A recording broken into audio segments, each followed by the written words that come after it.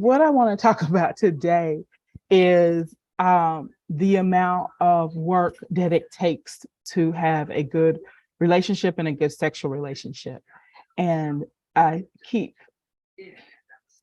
hearing this theme, and I think it's really happening now because now a lot of us have really geared back up post pandemic. And so, like, I'm also hearing people saying, like, they want me back in the office 4 days a week, or, now I'm back in the office every other weekend. So all of the sports are kind of ramping back up, and you can really go anywhere without a mask anymore. And so COVID is kind of over. And so one of the things that's also ramping back up is this busyness of the world, right? Mhm. And so I'm hearing my clients, say like my partner's not spending any time with me, or we never have any time to spend together, or like sex is just falling off because we're traveling all over the world. We had those 2.5, 3 concentrated years where people were not traveling, and now my clients that travel a lot are like, well, I'm out of town, and then he's out of town, and then she's out of town, and so we're ships passing in the night. And so I want to just kind of remind people, and I say it like this, and if you guys have never heard me before, please understand that I'm saying this with love, but I feel like sometimes I have to say it the hard way for you to be like, oh yeah, that's right. Okay, so I'm gonna say it the hard way. You chose to get married. You chose to get married. You could have had a kid without getting married. You could just be responsible for the family you grew up with, but you chose to get married. So if you chose to get married and now you want to have a good marriage, you have to put time and work into it. And I understand that adulting is hard and things happen and trees fall down in the yard. And people are pulling you everywhere. And so many of us are trying to build businesses and build wealth and go to this conference and do this. And let me just say that you can build wealth all you want, but if you're going to have to split it 50-50 because your partner is divorcing you, it does you no good to build all that wealth. Or it does you good, but I need to also understand it can get torn down. And most people, it takes them approximately 7 years to recover fully from a divorce to where they are like completely whole again and back where they were before. And so I really want to implore you guys, and then Jessica, I'll let you pitch in a second, to make sure that in your schedule, like when you're thinking about your life and your schedule, that at the top of your list, you have somewhere written, my marriage is priority and my marriage needs time. And then literally put that time into your schedule. I would love, I try to have my couples do some type of joint scheduling calendar session, whether that's 15 minutes on Sunday morning, 2 hours on Friday night, whatever you need, to where they're coming together and say, okay, I'm flying to Florida on Friday. What you doing? Well, I'm flying to New York on Tuesday. So when can we make sure we have date time? And I think people like bristle at like, I don't want to schedule sex. I don't want to schedule our time. You have to, if you are a working adult who has a job, children, family, any extracurricular activities, plus you're probably trying to build a business on the side because everybody seems to be doing that these days, you're going to have to schedule it. And you're going to have to understand that scheduling it means that you are prioritizing this as something that needs your time and attention to continue to grow in your life. There's no way you're going to have a marriage that can last the test of time and you don't put any time into it. I mean, that's like feeling like that's like buying a new car. I wanted this car. And then you can't afford to put gas in it and you can't afford to keep up the maintenance on it. How long are you going to have that brand new car running and operating for you if you can't afford to put gas into it? You got to do it. And my busiest time in my life, which was my grad school program when I was working 7 days a week, I would never wish that on anybody. But my life was so busy at that point in time, I had to schedule when I got my gas. Because if I didn't schedule that time to get my gas, I would run out in the middle of the week at an inopportune time that would throw me off. And so again, I wouldn't wish that on anybody. But when you are that busy, everything has to be scheduled. Yeah. If it has to happen for your life to continue to run, you have to schedule it in. And so I want you guys to be open to that. I want you guys to know that. I want you guys to say, I understand. I want you to say, I want you to understand it. I want you to make a pledge. I want you to include it in your prayers. However, you need to get this into your spirit, mind, body, and soul. That a marriage, a long-term committed relationship is going to take time. It's going to take time. It's going to take time more than once a month. I think, when we look at, and most things are like this, right? If you can really, really build it in the beginning, let's say like practicing the piano. Okay. When you're brand new, when you're learning the piano, you probably got to practice every day, an hour a day. Once you learn the skill and you have it, then you probably only really need to practice a couple of hours a week to maintain your skill and continue to increase your skill. And so most people, when they're dating, they do spend that concentrated effort and time. But if you want to maintain the relationship, there has to be some type of like continued improvement. It doesn't need to take every day, all day and all night like it used to, but it does take something. Okay, I digress. Jessica, what would you like to say to the people? I would say a lot of my clients this week, we've talked about that whole work-life balance. And in relationship, like what you were talking about, you have to be intentional how you want your relationships to look. So if you know when it comes to relationships, you want to be able to have a partner who supports your work week when you're not feeling like talking, you don't feel like being intimate, and you also want a healthy relationship when it comes to sex with your partner.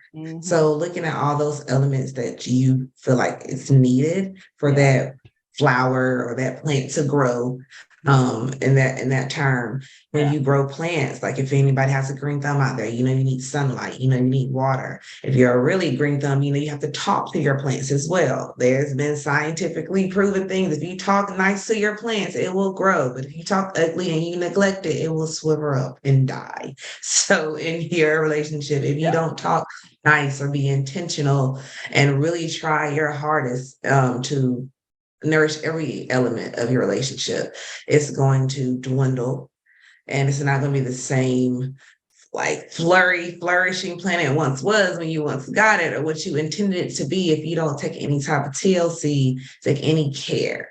It's just like when you have a job, you intentionally have to wake up on time. You intentionally have to dress a certain way. You intentionally have to do research. You're intentional with everything because that's your money. You don't want anything to mess up your money. So when it comes to relationships, I think we talked about this a lot, not separating sex as a very important element in that. A lot of times people think, oh, you just talk about sex. You just want me for sex. Okay, well, you don't want nobody broke. You want them to go to work. When you tell your mate, like, you gotta go to sleep, you gotta go work in the morning. Yeah. We're not having that conversation of, oh, you just want me for my money. You just want to make sure I go to work. No, because it's a very important part of the relationship. And it's one of the reasons, let's be real, that you guys are together or got together in the first place, because there was some type of romantic element in that. It wasn't just a transactional partnership. So just remember that you are in a intimate relationship and you don't have a roommate. So there's some things that you're going to have to do, because like Natalie said, you chose to get married. You chose to have some type of love in the sense of a relationship and not a partnership to where it's just business. So kind of nourishing the romantic elements in your relationship is very important. Okay. You said some great things and I wanted to take notes. So that's why I was looking down for a second so that I didn't forget what I wanted to say and I could still listen to you. All right. So first thing you said, which was so like, love it. And I'm going to go talk to my plants today. Hey plants, I love y'all. I'm going to come talk to y'all today. Okay. All right. Is the reason why talking to your plants that we have scientifically been able to show that increases their growth is because there is an energy in the world. Yes. And so it's not you verbally talking to, I mean, it is you're verbally talking to your plant, because that talking gives like energy focus. Mhm. When I'm talking to you, I'm focusing energy on you. And when we focus on, usually we'll increase and thrive and do better Mhm. because we're giving it energy. Yes. Yeah. And so it's the equivalent of speaking life into something. And so thinking of talking to your partner, being with your partner, spending time with your partner as putting energy into the relationship. And if you put energy into it, it will grow and it will thrive. Yeah, because a lot of relationships Yeah. I've heard, I feel like we're roommates, or once the kids moved out, I Mm-hmm. feel like we have nothing to talk about because Right. you put all your energy into working and walking past each other and not having Yeah. any type of slightest gesture. And Yeah. anytime you guys did communicate, it was solely about the kids and who needs to pick up what. So and so needs Yeah. money for band instruments and rehearsal and things of that nature. So where once all those elements are gone, now you're quote Right. unquote stuck with each other. Yeah. And you're not like embracing the emptiness Yeah. phase of your life. Yeah. It's because you nourish the finances, you nourish like this roommate lifestyle or this Ooh. co-parenting, but we Ooh. live together lifestyle. And you did not Yes. nourish the love and the intimacy. So it's not going to be there, and you're not going to know Yeah. how can we revisit that? How can we rebuild that? And that's what we're here for, to give you the tools of Right. what you need to do, not to Yeah. really rebuild, but start new. Because I Yeah. don't like that term now as a therapist. I don't like rebuild because when I'm thinking rebuild, I'm thinking about putting a movie and rewind, and I still have to go through the good and the bad stuff. We back in square one. Oh, I okay. don't like Okay. rebuild. I like Okay. starting new and being more educated and being more Mm-hmm. intentional with certain Mm-hmm. things. Mm-hmm. I love it. And go ahead. I'm sorry, I didn't want to cut you off. Go ahead. I was just thinking about like the whole time travel thing. If I want to time travel and go back in time, I mean, I gotta do a whole bunch of So, hard stuff back again. but I think you were right with that word intentional. And so I think whether it has been um history, TV, our parents, or what, or just we have changed as a generation. And so I think what we expected yesterday from a relationship is different from what we expect from today. And I say that because I think people want to be a lot more engaged and emotionally connected to their partners today than I think partners did of yesteryear. Okay. So, because of that, you have to be intentional about it. So, you have to say, you have to like look at your life and plan and say, okay, the kids are going to be gone. They're moving out of the household. That's going to leave us two. What do we need to get involved with? What do we need to engage in? What will give us that feeling of connection again? And then you can go back through your history and feel, when did we feel most connected? Wow, you know what? We felt really connected when we were rehabbing that house for my mom. Why don't we start rehabbing homes now that we don't have the kids? Because that really focused us, that had us spending time together and dreaming together and talking together. And so looking to see what will work to bring you together and being intentional. Like we don't have anything in common anymore. We need to find something that we can have in common. So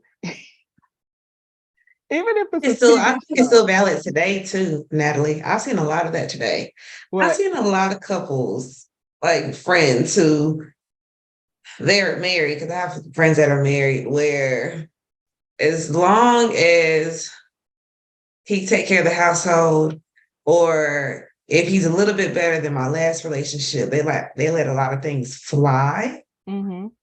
to where like it's like that trophy relationship. So where we come together when it's beneficial for our Yeah. image. Yeah. And it's not, we hate each other at home. A lot of people think they can buy someone with trips, or like, let's go, well, we just need to go out to dinner. We just need to reconnect. I've told people many times in my personal life, there's no trip and there's no restaurant in the world that is worth me going to if you can't understand me, even in a text message or when we're by ourselves and having a conversation. The context of it is messed up. So I'm not going anywhere. I Right. don't feel like the intimacy needs to be the place. It needs to be the people. It needs to be the attentions. It Mm, needs to be the gestures. They need to come from you. Because then when you do a lot of things of putting trips and even alcohol or things in the nature, we only get lovey-dovey when we're drunk or when we're tipsy or things like that. It's like you need all those things to yeah. get you a certain way, and it's not coming from you. Whereas some people flip that, and when we advise planning, they say, "Well, if I have to do all that, I don't need it." Yes, the intention is you setting yourself up in front of the person, but something is still going to come from you. The chemistry and the interaction that you guys have is still going to be Mhm. natural. We're just making a time and a place for that because we have busy lives. Yeah. So I would say if you guys are still going to have those hard conversations, trying to get to know your partner, because people change every day, Mhm. don't put a restaurant or a trip or anything in the mix and think that's going to solve all your problems. If you still in that trip, won't sit on that beach when it's time to have a hard conversation, you're stonewalling, if you will, and putting up this block of not wanting to Mm, hear no evil, see no evil, like type right. thing. Right. So always be intentional about your character and the conversations that you guys have, and don't think, Mhm. I don't know, these materialistic things are going to make it for it. Ooh, that's a good point. That's a good point.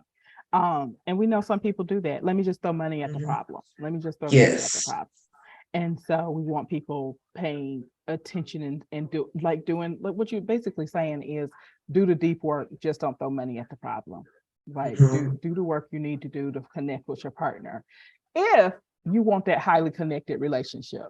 Because like you said, there's some people, well, this relationship is better than my last one. And so that's good enough for me. So if that's good enough for Mhm. you, rock on, baby. But if that's not good enough for you, I need you to know that you got to do the work.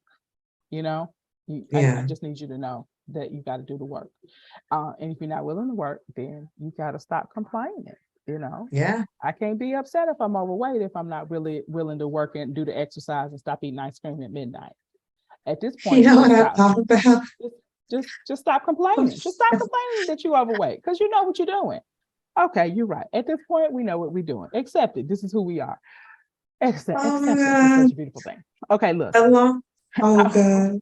I don't know what I thought about. I thought about the Braxton show. The Braxton show. And if you guys watch the Braxton show, their mom gave them advice they said they still go by when they were teenagers. She said, if you're not going to leave, you might as well let that man cheat in peace. God. I'm Dang. like, Okay. okay. All right.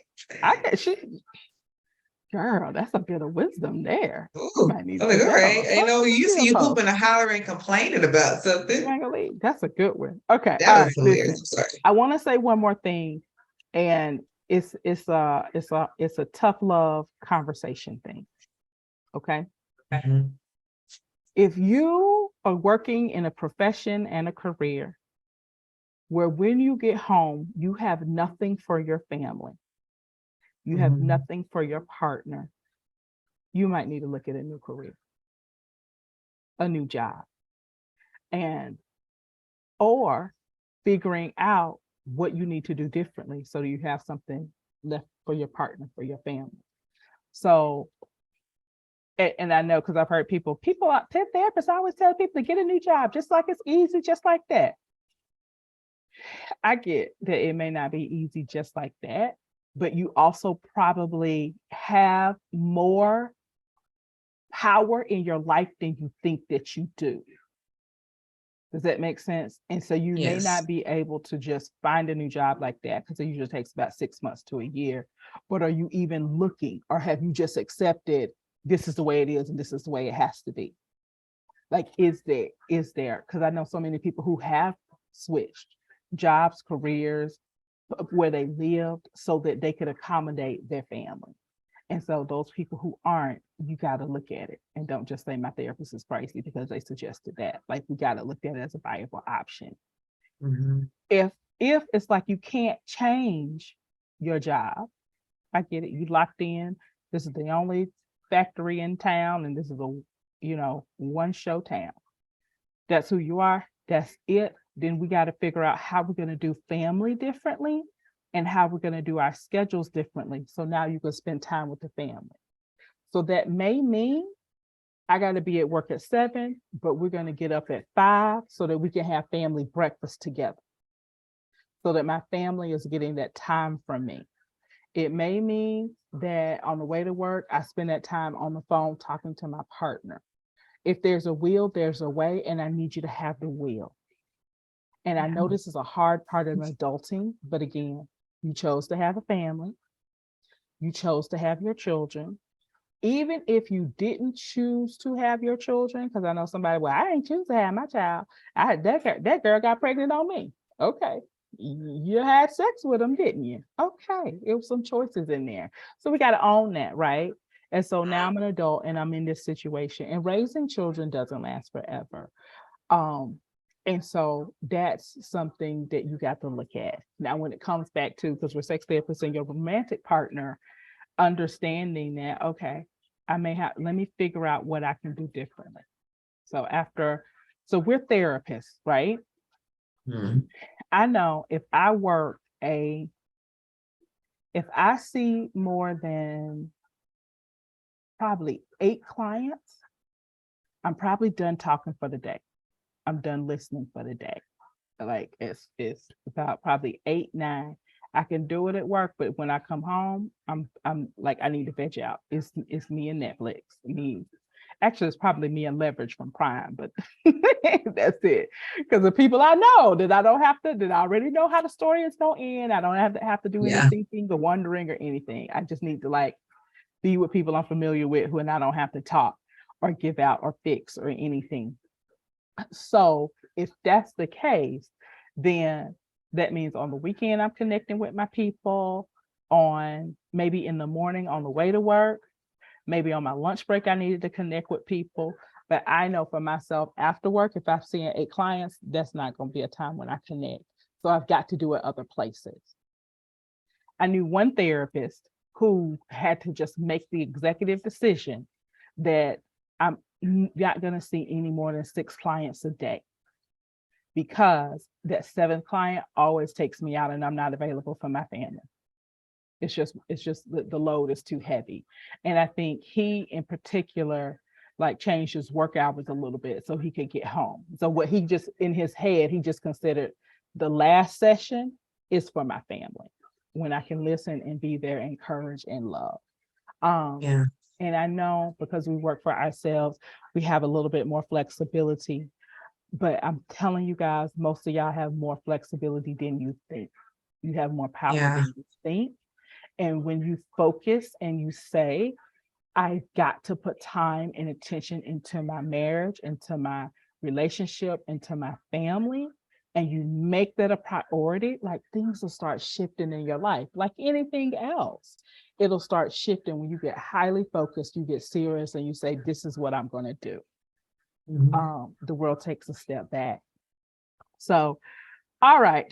I feel like this was tough love, adulting, things that we had to talk about today. I want you guys to know that I'm saying it in love, because I want you to have a life that works for you, because I don't want you to end in divorce. Divorce breaks people down. Like a divorce will have you feeling like a failure, crying in the fetal position. And so do what you got to do so you don't get to divorce. And that's it. So, all right. Thank you guys for listening today. I hope this was helpful to somebody. I hope y'all heard the love under me, like kind of fussing at you and telling you you got to do it. But that's what we're here for. Okay. All right. Thank you, Jessica, for being here. I appreciate you, my dear, and you have a wonderful weekend. Too. All right. Bye.